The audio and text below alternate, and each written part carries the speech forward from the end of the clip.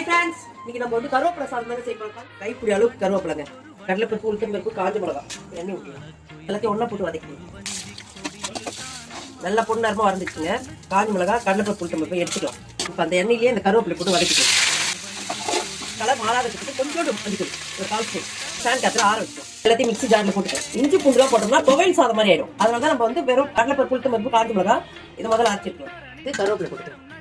கடைகளை கட்டி எண்ணெய் ஊற்றணும். இப்போ வந்து கடுகு போட்டுக்கலாம். கொஞ்சம் உளுத்தம்பருப்பு அது கிளி போடக்கூடாது, ஏன்னா நம்ம அதில் காஞ்சி மிளகாய் போட்டு அரைச்சி கொடுத்துக்கலாம், ரொம்ப காரமாயிடும். அதனால கருவேப்பிலை கொஞ்சம் பெருங்காய்த்தூள், இதுக்கு தேவையான உப்பு. நான் ஏன்னா சாதத்தில் உப்பு போட்டு வச்சுக்கேன், அதை போட்டு கிளறிக்கலாம். அப்படி ஆஃப் பண்ணிட்டு பாருங்க ஃப்ரெண்ட்ஸ், நல்லா சூப்பராக இருக்கு பாருங்க. கொஞ்சோண்டு வேர்க்கடலை என்னென்னா போட்டுக்கலாம்.